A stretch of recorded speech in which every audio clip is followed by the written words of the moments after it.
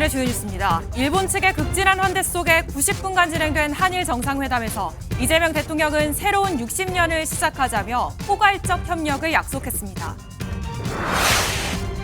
서울 시내버스 노조 총파업으로 7천여대 버스가 멈춰서면서 출퇴근길 교통대란이 이어졌습니다. 윤석열 전 대통령의 내란 우두머리 혐의 결심 공판이 다시 열린 가운데 구형량은 밤 늦게 나올 것으로 보입니다. 여러분 안녕하십니까? 일본을 방문 중인 이재명 대통령이 다카이치 총리와 오늘 오후 두 번째 한일 정상회담을 가졌습니다. 중일 갈등 속에 지난주 한중 정상회담에 이은 한일 정상회담 후에는 공동 언론 발표를 통해 다양한 성과를 내놨습니다. 다카이치 총리는 직접 나와 깜짝 영접을 하는 등 화기애애한 분위기도 이어졌습니다. 첫 소식 오사카에서 손한빛 기자가 보도합니다. 정상회담 기간 이재명 대통령이 묵을 숙소 앞. 미리 나와 있던 다카이치 일본 총리가 이 대통령이 나타나자 90도로 허리를 숙여 인사합니다.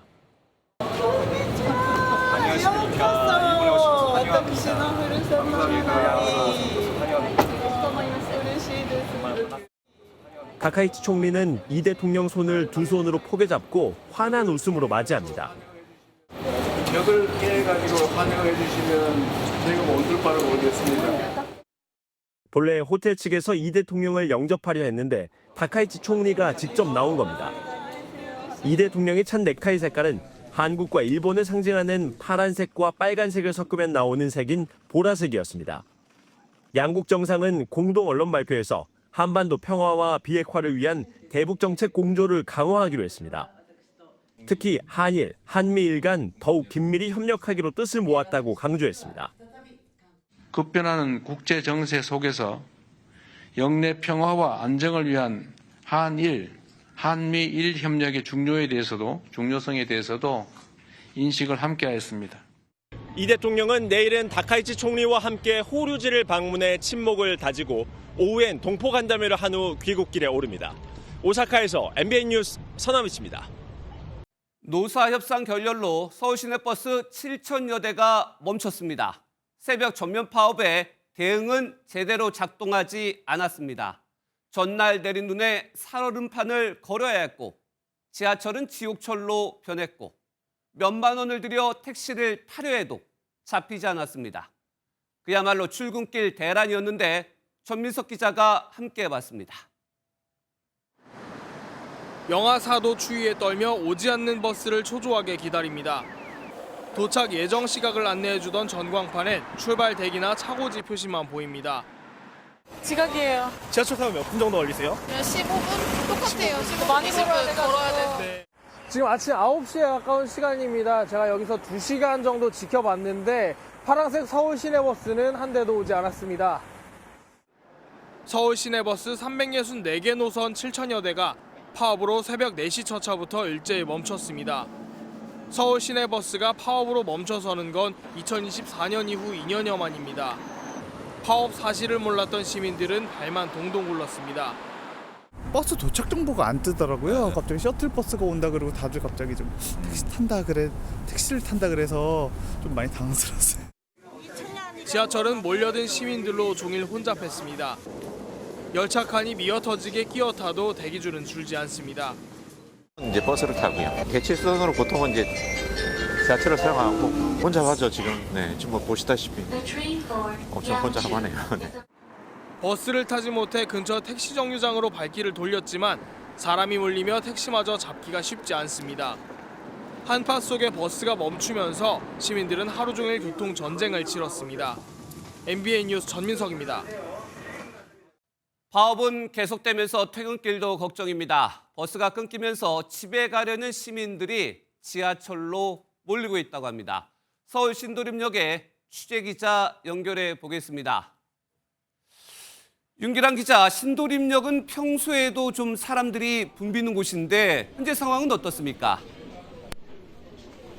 네, 지하철이 말 그대로 지옥철로 변한 모습입니다.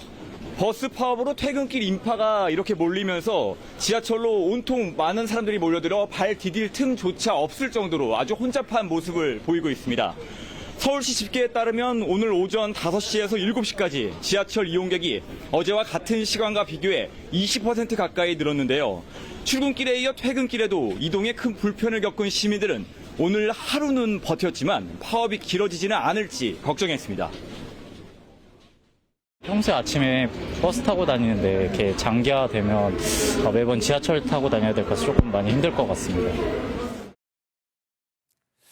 날씨도 춥고 시민들이 큰 불편을 겪고 있는데 파업이 길어지면 큰일일 것 같은데 버스 노사에선 추가 협상 움직임이 없습니까? 네, 버스 노사에선 아직 언제 추가 협상의 자리에 앉을지조차 정하지 못한 상태로 알려졌습니다. 핵심 쟁점이 되는 게 상여금의 통상임금 인정 여부인데요. 사측은 상여금을 통상임금으로 인정하되 임금 체계를 개편하는 조건으로 10.3% 인상안을 제시했습니다. 반면 노조에선 임금 체계 개편 없이 3% 인상을 요구하며 맞서고 있습니다. 서울지방노동위원회 조정위원들이 중재안을 제시했지만 노조가 받아들이지 않아 협상은 최종 결렬됐습니다. 양측의 입장이 평행선을 달리면서 시민들만 고스란히 피해를 볼 거란 우려의 목소리가 나오고 있습니다. 지금까지 지하철역 시도림역에서 MBN 뉴스 윤기란입니다. 끊긴 버스의 대책마저 미비했습니다. 서울시는 시민 불편을 최소화하겠다며 전세버스를 빌렸지만 배차 간격은 40분이나 됐습니다. 심지어 공무원의 노선을 묻자 모른다는 답변이 돌아왔습니다. 이교욱 기자가 현장 취재했습니다. 시내버스가 사라진 버스 정류장에 전세버스가 서 있습니다. 구청에서 제공하는 무료 셔틀버스입니다. 파업으로 인한 시민 불편을 최소화하겠다며 서울시 자치구들은 주요 노선에 셔틀버스를 677대 투입했습니다. 전세버스 임차 운행이 가장 큽니다. 하루 운행할 때 거의 한 10억 원 정도가 들어간다고 보시면 됩니다. 하지만 배차 간격부터 설명과는 달랐습니다. 배차 간격이 얼마나 될까요? 한 20분 간격으로 했는데 20분 안 되는 곳도 있고. 이 버스를 보내고 다음 버스가 올 때까지 얼마나 시간이 걸리는지 제가 한번 측정해 보겠습니다.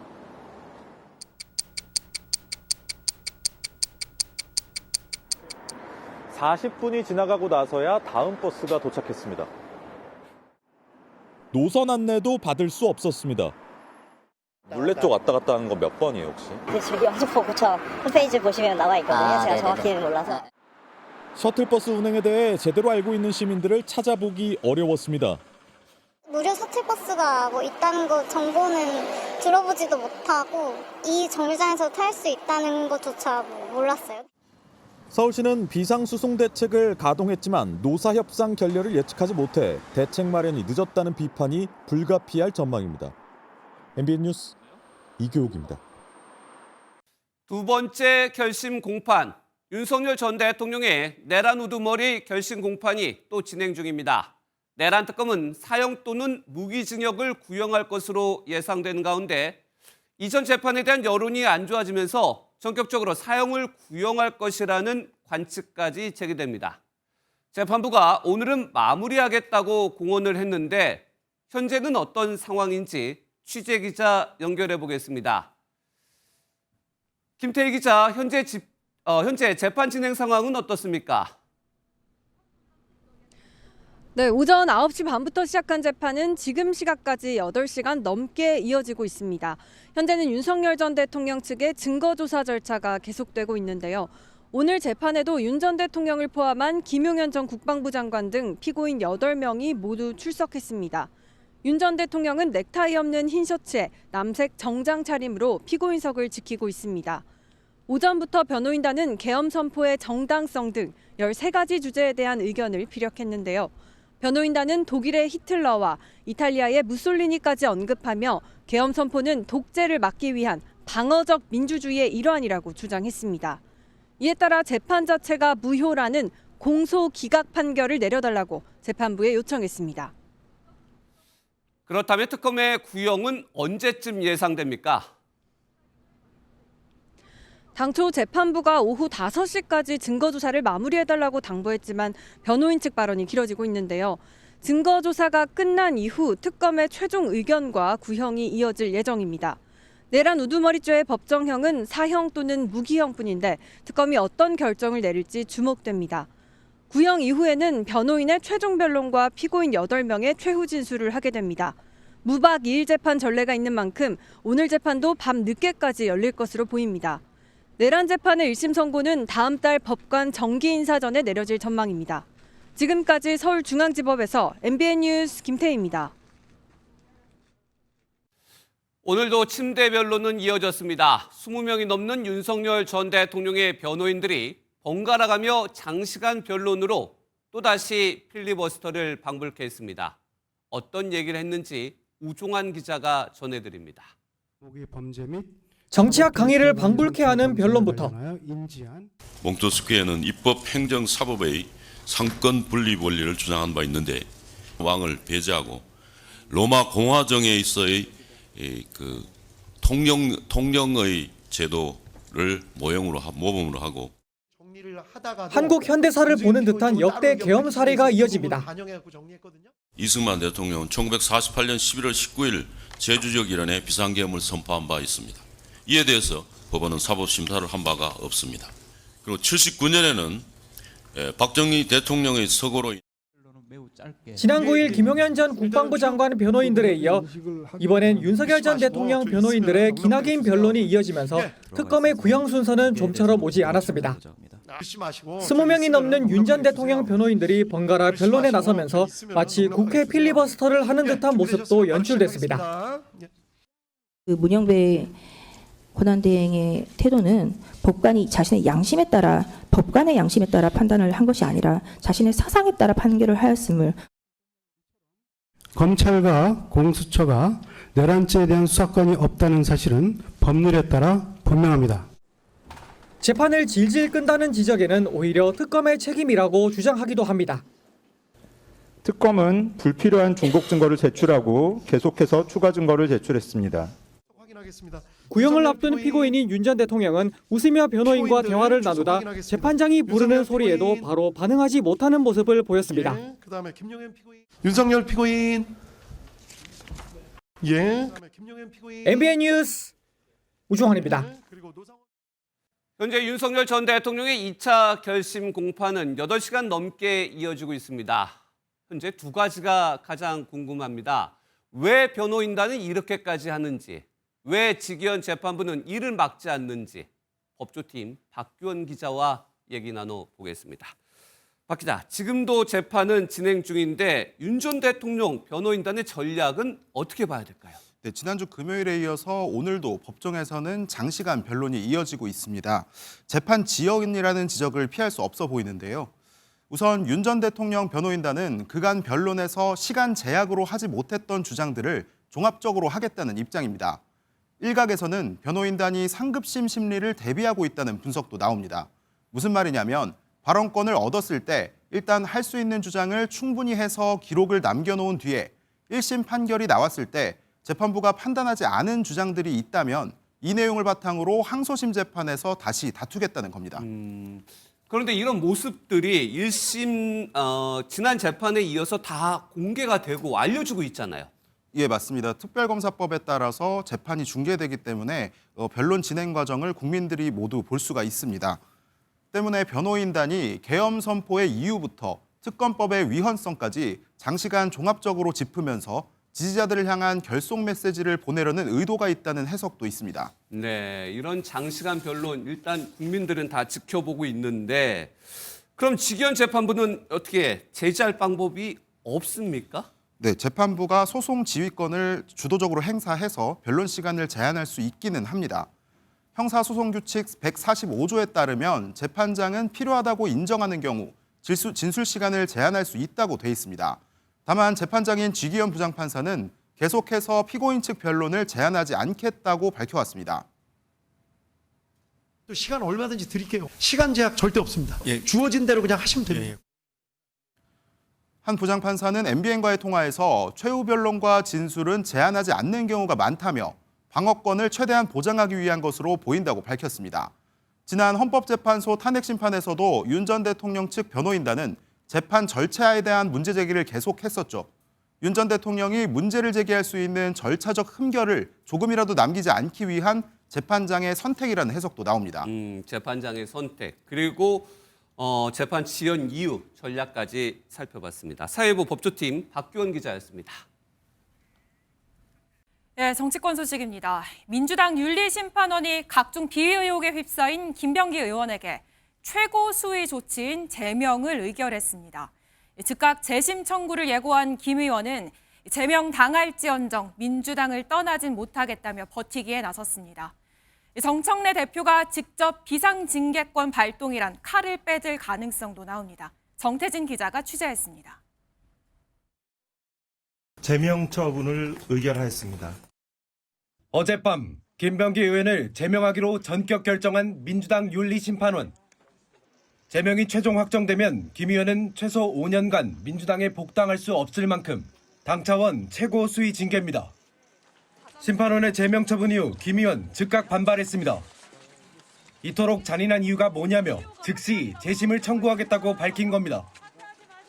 김 의원 측은 MBN에 심판원이 작성한 결정문이 아직 오지 않았다며 이를 보고 재심 사유서를 작성할 것이라고 밝혔습니다. 김 의원은 오늘도 입장문을 통해 차라리 제명을 당할지언정 스스로 재친정을 전부를 떠나진 못하겠다고 호소했습니다.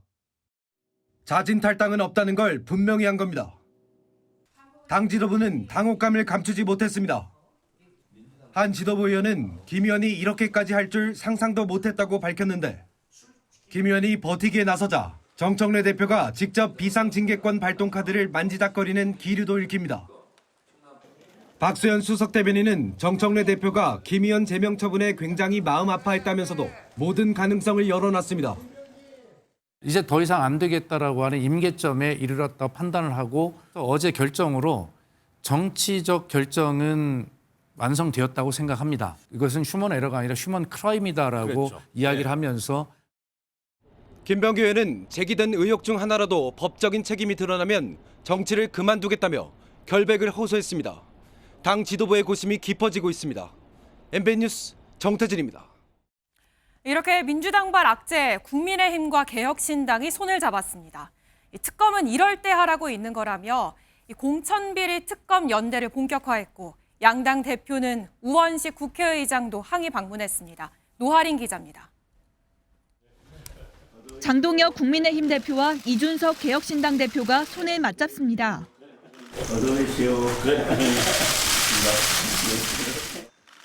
민주당 공천원금 의혹에 대한 특검 공조를 위해 양당 대표가 전격 회동한 건데 2024년 개혁신당 창당 이후 첫 연대입니다. 이 대표는 정치와 사법제도를 망가뜨리는 거악 앞에서는 공조가 필요하다고 강조했습니다. 명백한 정권의 부패 앞에서 야당이라면 어떻게 특검 공조를 거부할 수 있겠습니까? 장 대표도 특검 의지를 분명히 했습니다. 공천뇌물 특검 반드시 실시해야 합니다. 모든 증거들이 권력자를 가리키고 있습니다. 양당은 김병기, 강선우 의원에 대한 구속 등 강제 수사가 이뤄지지 않으면 특검법을 공동 발의한다는 방침입니다. 제3자 추천 방식의 통일교 특검과 대장동 사건 항소 포기 국정조사도 함께 추진합니다.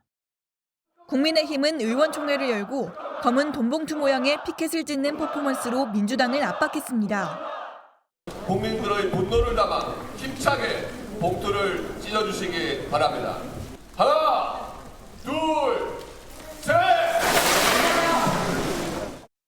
장동혁 대표와 이준석 대표는 우원식 국회의장을 항의 방문해 민주당을 대상으로 한 특검법을 공정하게 처리해달라는 입장을 전달했습니다. MBN 뉴스 노하린입니다. 이런 상황에서 경찰은 1억 공천원금 수수 의혹을 받는 강선우 의원에 대해 통신영장을 신청한 것으로 취재됐습니다. 강 의원이 압수된 휴대전화의 비밀번호를 제출하지 않아 수사에 차질을 빚자 통화 내역부터 확보해 누구와 얼마나 자주 통화했는지 외부 접촉부터 추적하겠다는 겁니다. 이지율 기자가 보도합니다. 그제 경찰은 압수수색 과정에서 강선우 의원의 아이폰을 제출받았지만 비밀번호는 여태껏 제공받지 못한 상태입니다. 아이폰은 비밀번호가 없으면 포렌식이 어려워 내부 자료 확보가 쉽지 않습니다. 이런 가운데 경찰이 강 의원에 대한 통신 영장을 신청해 지난 1년치 수발신 내역을 확인하고 있는 것으로 MBN 취재 결과 파악됐습니다.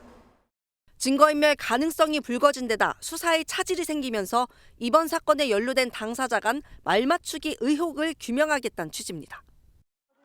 김경 서울시 의원은 1억 원을 건넸지만 돌려받았다는 취지의 자수서를 냈는데 강 의원도 같은 주장을 하고 있는 상태입니다. 이에 경찰은 의혹이 본격적으로 불거진 지난해 말 강 의원과 미국에 있던 김 시의원 간 통화가 집중됐는지 등을 살펴볼 방침입니다. 다만 핵심 증거 확보에 어려움을 겪으면서 강선우 의원에 대한 경찰 수사가 좀처럼 속도를 내지 못한다는 비판도 나옵니다. MBN 뉴스 이주일입니다. 네, 그런가 하면 강선우 의원에게 1억을 줬다는 의혹을 받는 김경 서울시 의원은 다른 의혹으로도 수사를 받고 있습니다. 문화체육관광위원장 재임 시절 종교단체 신도들을 집단으로 당원 가입시키고 당비를 대납하려 했다는 의혹인데요. 그런데 MBN 취재 결과 경찰은 당시 핵심 증거가 될 수 있는 문체위원장실 PC는 압수수색조차 하지 않은 것으로 확인됐습니다. 이번에도 부실 수사 지적이 거론됩니다. 김도영 기자의 단독 보도입니다. 김경 서울시의원의 종교단체 동원 의혹을 고발한 진종호 국민의힘 의원이 경찰에 출석했습니다. 지난해 10월 경찰에 고발장을 낸 지 석 달 만입니다.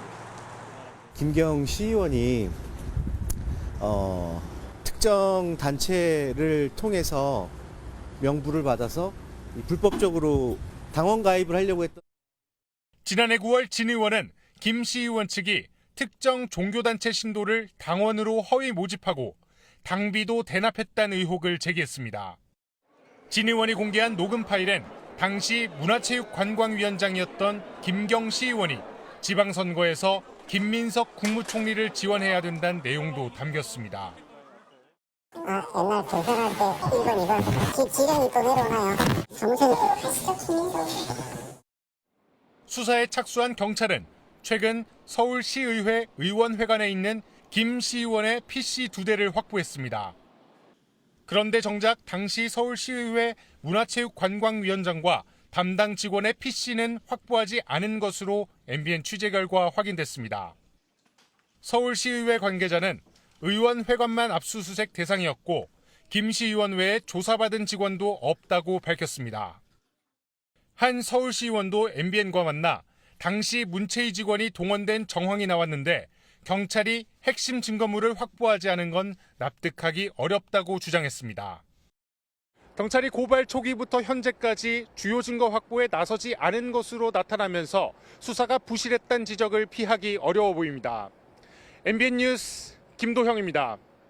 네, 다음 소식입니다. 서울 서부지법 난동 사태 배후로 지목된 전광웅 사랑제일교회 목사가 이 사태 1년 만인 오늘 구속 심사를 받았습니다. 취재진 앞에선 전 목사는 청와대 민정수석실이 지시해서 본인이 이렇게 된 것 같다며 혐의를 전면 부인했습니다. 황지원 기자의 보도입니다. 사랑제일교회 전광훈 목사는 집회와 예배에서 국민 저항권을 수차례 강조해왔습니다.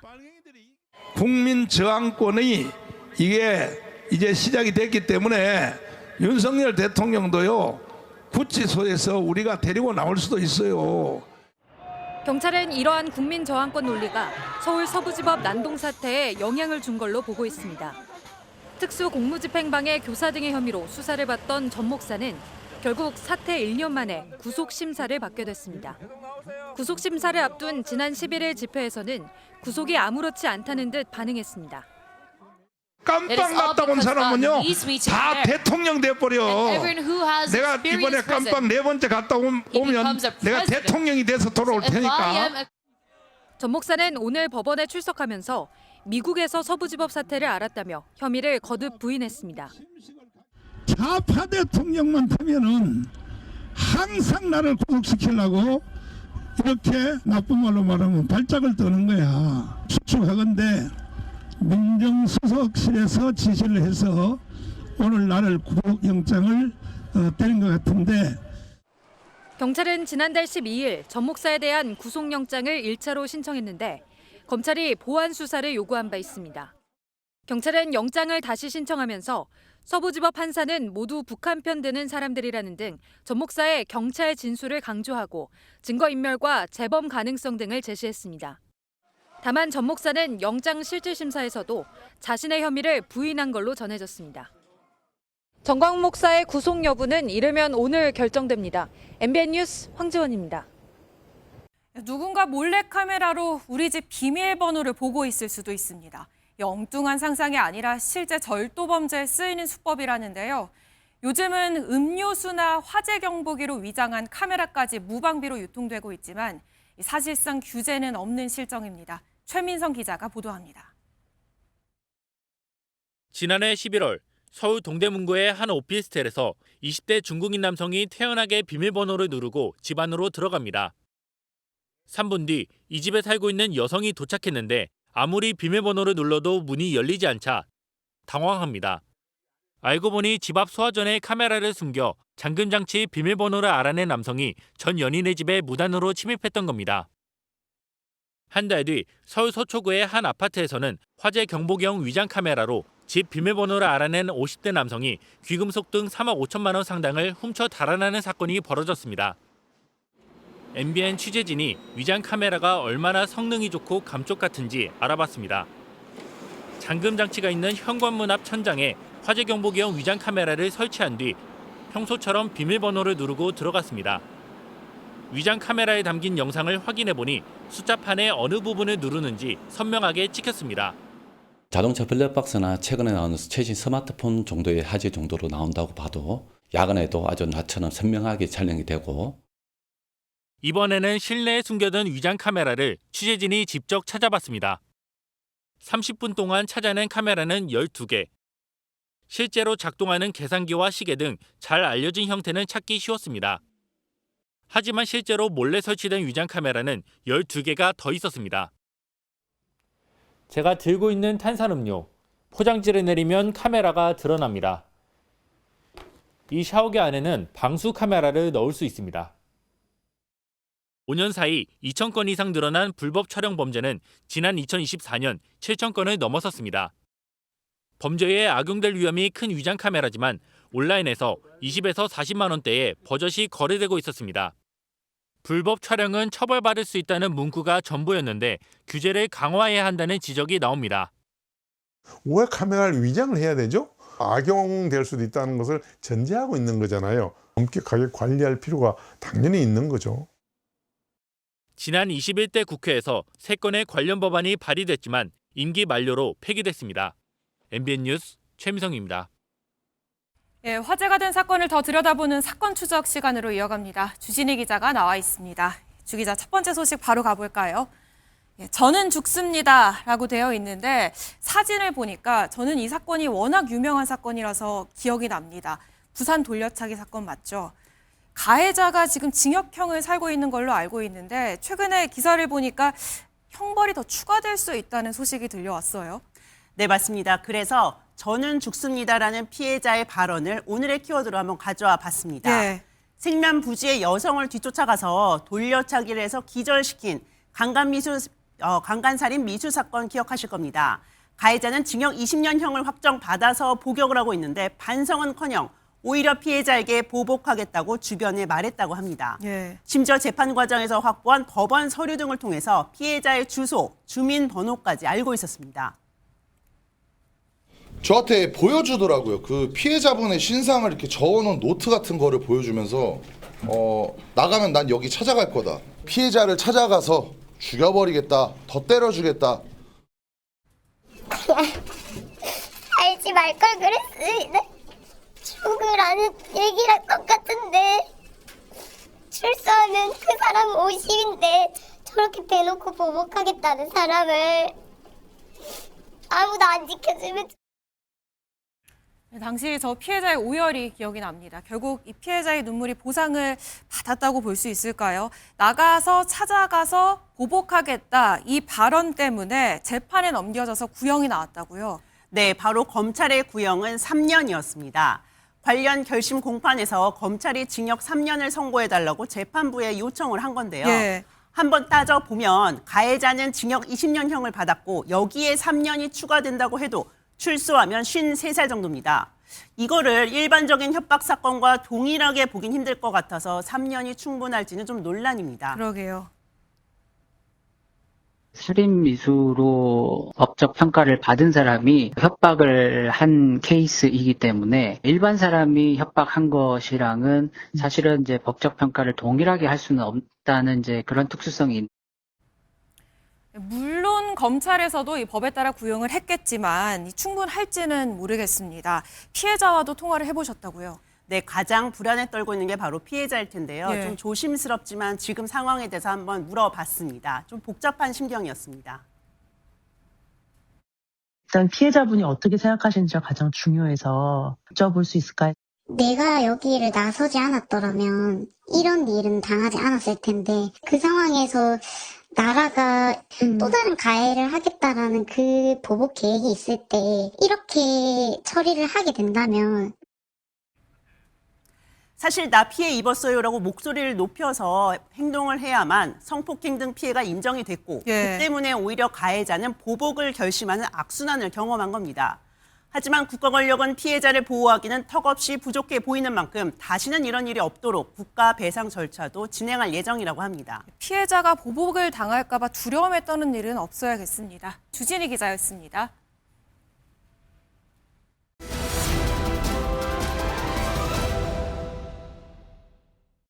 이란 반정부 시위에 대한 강경 진압이 도를 넘고 있습니다.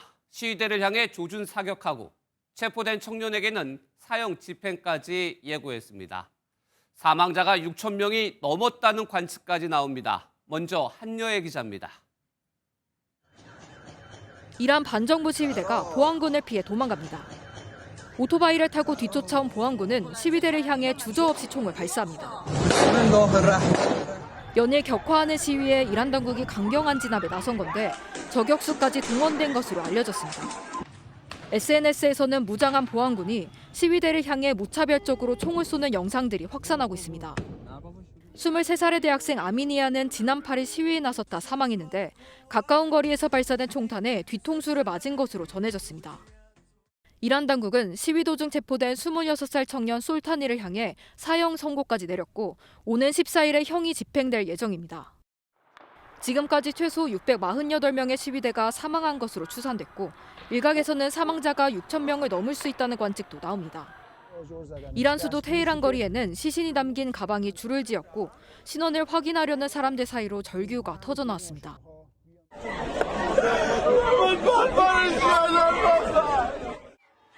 이런 잔혹한 진압에도 반정부 시위는 오히려 거세지고 있습니다.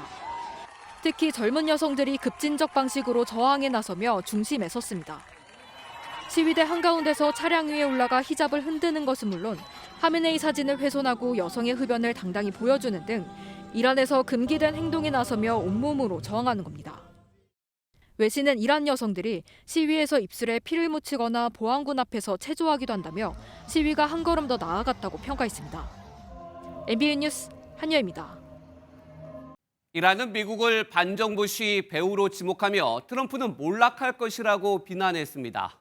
트럼프 대통령은 이란과 거래하는 국가에 대한 관세 폭탄을 선언하며 돈줄 조이기에 나섰습니다. 이어서 정민영 기자입니다. 거리를 가득 채운 수만 명의 사람들이 이란 최고 지도자 하메네이의 사진을 들고 행진합니다. 페제시키안 이란 대통령도 시민들과 함께 거리로 나섰습니다. 정부를 지지하는 친정부 집회로 맞불을 놓으며 건재함을 알리려는 겁니다. آمریکا و اسرائیل اونجا نشستن دارن به اینا درس میدن برید ما هم هستیم. 이란 최고 지도자 하메네이는 SNS에 트럼프 얼굴을 합성한 석관이 부서지는 그림을 올리며 오만한 자는 몰락한다며 트럼프도 그럴 것이라고 비난했습니다. 수차례 군사 공격을 경고했던 트럼프 대통령은 미사일 대신 관세 폭탄을 먼저 쐈습니다. 이란과 거래하는 국가들은 미국과 하는 모든 거래에 25%의 관세를 부과하겠다고 선언하며 경제 제재에 나선 겁니다. 백악관은 외교적 협상을 최우선으로 한다면서도 군사 옵션이 여전히 유효하다고 강조했습니다. The president has shown he's unafraid to use military options if and when he deems necessary, and nobody knows that better than Iran. 그러면서 이란에 있는 자국민에겐 즉각 출국하라고 경고했습니다. 미국은 테헤란 가상대사관을 통해 지금 이란을 떠나라고 긴급 공지를 내리고 구체적으로 아르메니아, 튀르키예 등 육로를 통해 출국하라고 권고했습니다. MBN 뉴스 정민영입니다. 트럼프 미국 대통령과 파월 연방준비제도 의장이 정면 충돌했습니다. 세계 최강의 권력자와 세계 중앙은행의 수장이 부딪히는 초유의 사태가 벌어진 겁니다. 파월 의장이 자신에 대한 수사가 진행되자 반격에 나섰습니다. 워싱턴 강영구 특파원입니다. 사건의 발단은 지난해 7월 트럼프 대통령이 생중계 카메라 앞에서 갑자기 자료를 꺼내들며 연준 청사 개보수 비용이 급증했다고 몰아세웠고 파월 의장은 해당 자료에 5년 전 건물 비용이 포함됐다고 응수하며 싱겁게 마무리되는 듯 했습니다. 그런데 6개월 뒤 파월 의장을 겨냥한 수사가 실제로 시작됐습니다. This new threat is not about my testimony last June or about the renovation of the Federal Reserve buildings. Those are pretexts. 파월 의장은 자신이 트럼프 대통령의 금리 인하 요구에 따르지 않아 보복성 압박을 받고 있다고 주장했습니다. 이에 대해 트럼프 대통령은 수사에 대해 알지 못한다며 의혹을 부인했습니다. Look, the president has every right to criticize the Fed chair. As for whether or not Jerome Powell is a criminal, that's an answer the Department of Justice is going to have to find out. 하지만 역대 연준 의장들과 경제학자 13명은 성명을 내고 신흥시장 국가에서나 있을 법한 행태라며 심각한 부작용을 경고했습니다. 공화당 내부는 물론 스콧 베센트 재무장관까지 파월 의장을 향한 수사가 상황을 엉망으로 만들고 금융시장에 악영향을 줄 수 있다며 우려를 표한 것으로 전해졌습니다. 트럼프 행정부의 압박 속에서 연준의 독립성과 시장 신뢰가 심각한 시험대에 오른 상황입니다. 워싱턴에서 MBN 뉴스 강영구입니다. 미국 워싱턴을 방문 중인 여한구 통상교섭본부장에게 미 의회 강경파 의원이 쿠팡 감싸기에 나서며 우리 정부를 비판했습니다. 쿠팡의 미국 로비 결과라는 말까지 나옵니다. 강명호 기자가 보도합니다. 우리 정부의 통상 책임자인 여한구 산업통상부 통상교섭본부장은 미국을 방문 중입니다. 미 연방대법원의 상호관세 판결에 대비하면서 정보통신망법 개정안 등 우리 정부의 디지털 규제에 대한 미 조야의 우려를 해소하기 위해서입니다. 그런데 여 본부장과 만난 미 의회 인사가 우리 정부를 강하게 비판하고 나섰습니다. 공화당 소속의 데럴 아이사 하원 의원으로 미국 기술 기업들에 대한 부당한 표적화와 쿠팡에 대한 불공정한 대우는 용납될 수 없다는 점을 분명히 했다고 밝혔습니다. 그러면서 미국 기업들과 시민들에 대한 적대 행위들엔 반드시 대가를 치를 것이라고 경고하기도 했습니다. 여당 내 대표적인 강경파 인사로 분류되는 아이사 의원은 최근 우리 정부의 디지털 규제 움직임을 강하게 비판한 바 있는데 한 발 더 나아가 쿠팡 사태를 콕 집은 겁니다. 같은 당 스콧 피츠제럴드 하원 의원 역시 정치적 동기에 따른 마녀 사냥이라고 지적하는 등 쿠팡 사태에 대한 책임 추궁을 미국 기업에 대한 탄압으로 연결짓는 모습입니다. 그 이슈는 어떤 통상이나 외교 이슈와는 구분해서 대응하는 게 필요하다고 봅니다. 미 정계에 대한 쿠팡의 대규모 로비가 작용했다는 분석이 나오는 가운데 오는 11월 중간선거 전까지 강경파의 발언 수위는 더욱 높아질 수 있다는 전망입니다. 이런 가운데 경찰 출석 요구에 불응한 해럴드 로저스 쿠팡 임시대표는 외국으로 출국했습니다. 경찰은 로저스 대표가 다시 입국하면 통보 요청을 하고 출국 정지시키기로 했습니다. MBN 뉴스 강용우입니다. 필리핀 세부에서 쓰레기 더미가 무너져 내리면서 대형 인명사고가 발생했습니다. 사망자는 11명에 달하고 여전히 25명이 잔해에 갇히면서 피해는 더 커질 전망입니다. 강재묵 기자입니다. 형체를 알아볼 수 없게 무너진 건물 사이로 구조대원이 분주히 움직입니다. 주민들은 애타는 표정으로 사고 현장을 지켜보고 있습니다. 대형 쓰레기 매립장이 무너진 지 닷새째. 실종자들의 생존 가능성은 희박해지고 있습니다. Napakahirap nawalan ka pa ng kasama. Walang kapamahal sa buhay. 사망자는 11명까지 늘었습니다. 지난 8일 건물 20층 높이의 쓰레기 더미가 무너지면서 인근 주민들을 덮친 건데 여전히 25명이 갇혀 있는 것으로 추정됩니다. 세부시 측은 구조대원 500명 이상을 투입해 수색에 총력을 다하고 있지만 유족들의 절망은 커져가고 있습니다. Expect na buhay pa sila. Pero sana buhay pa. Pero hindi na talaga. wala na. 현지 언론은 추가 붕괴 가능성과 열악한 장비 환경이 수색 작업을 더욱 어렵게 만들고 있다고 설명했습니다. 사망자를 비롯해 실종자와 부상자 대부분은 쓰레기 매립지와 폐기물 처리 시설에서 근무를 하던 노동자인 것으로 알려졌습니다. MBN 뉴스 강재묵입니다. 밤새 내린 눈에 한파까지 겹치면서 오늘 전국 곳곳이 그야말로 살얼음판이 됐습니다. 한파는 내일까지 이어질 것으로 보여 당분간 한 발 한 발 조심하셔야겠습니다. 최하원 기자가 보도합니다.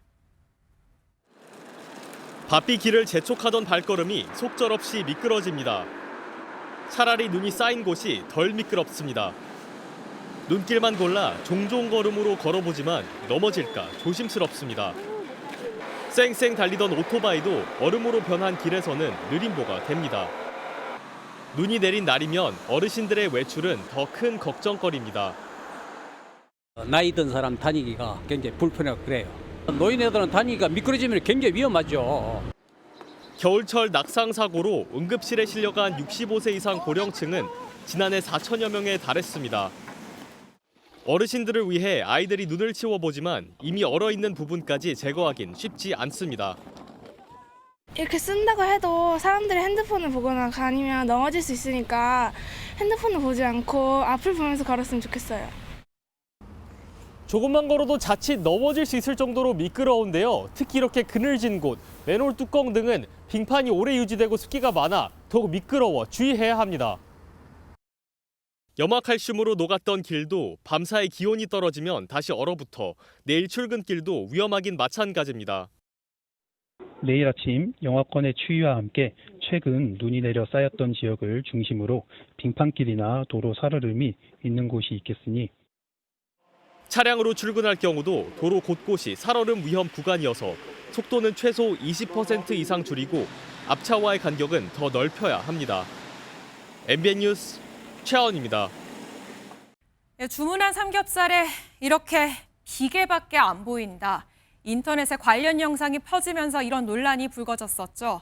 앞으로는 삼겹살 이름을 다르게 불러 이런 논란을 풀기로 했습니다.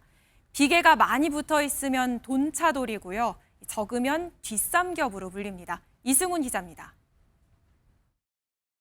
지난해 7월 울릉도의 한 식당.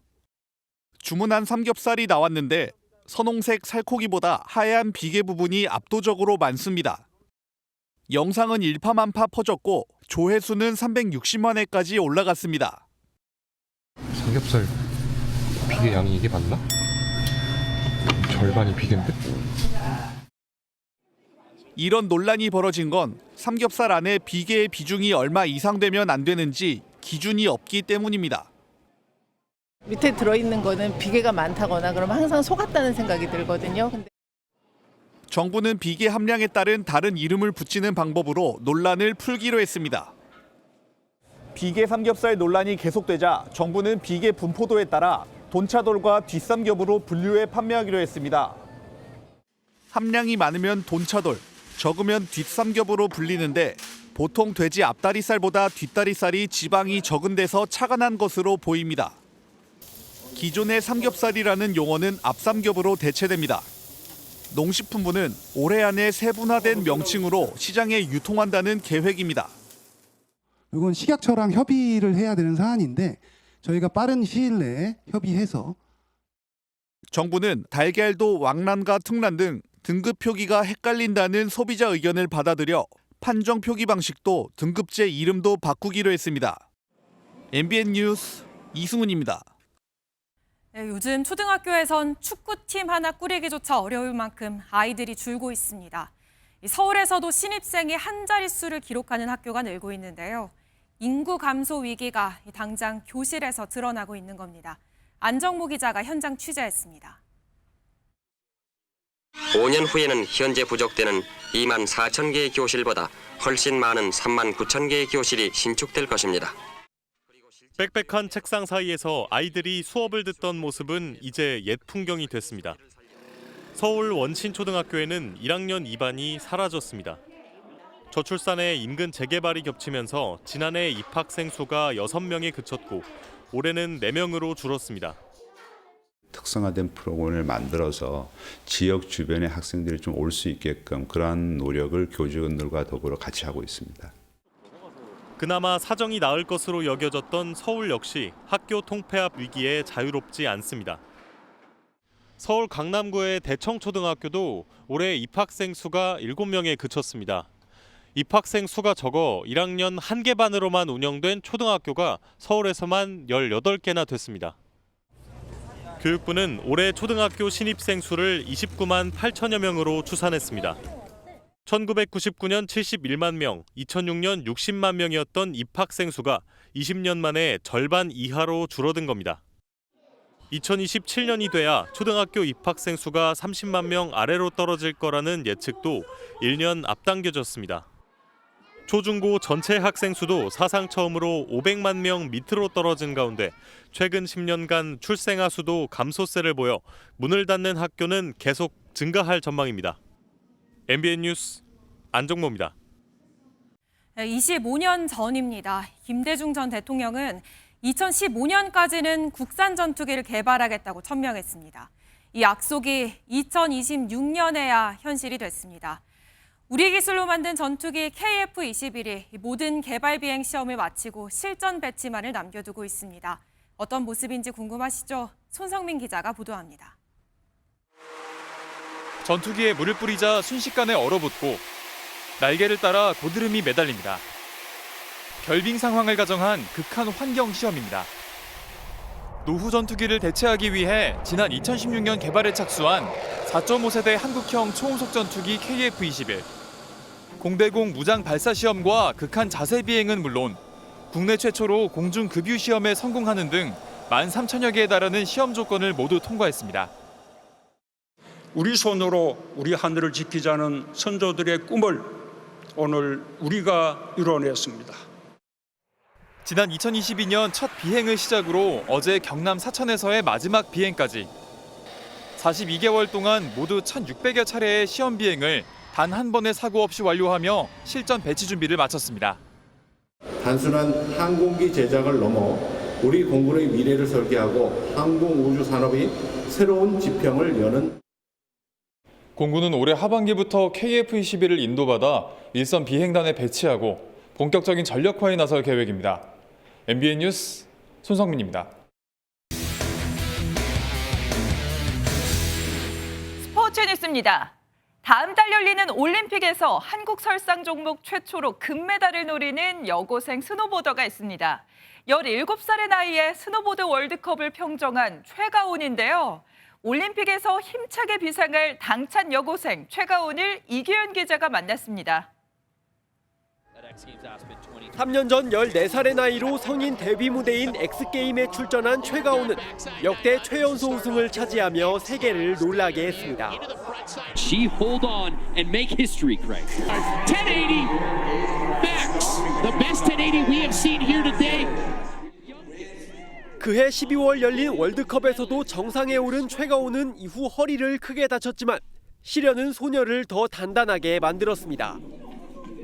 1년여의 재활 끝에 돌아온 최가온은 지난달 2주 연속 월드컵 무대 정상에 오르며 올림픽을 앞두고 천재의 복귀를 알렸습니다.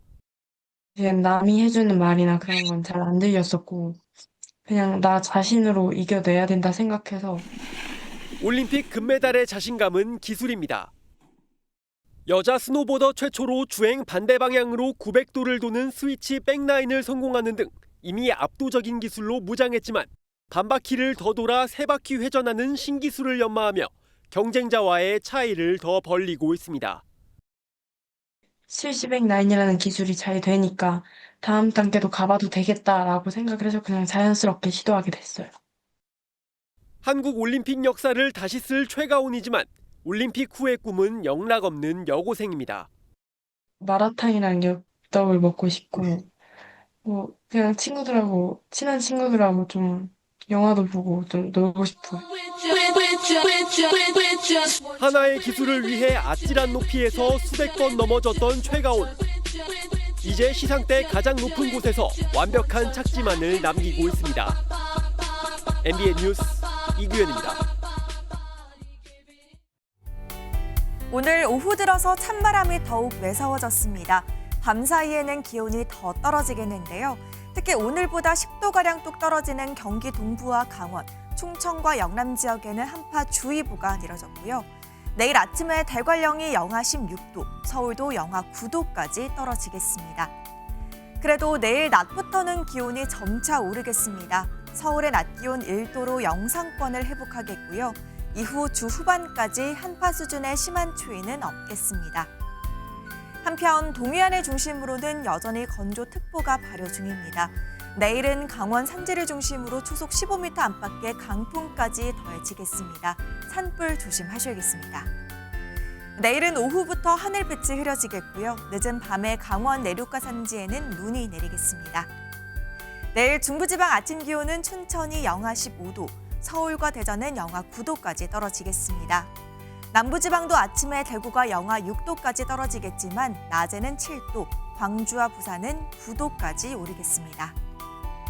모레는 새벽부터 오전 사이 전국 곳곳에 비나 눈이 내리겠습니다. 날씨였습니다.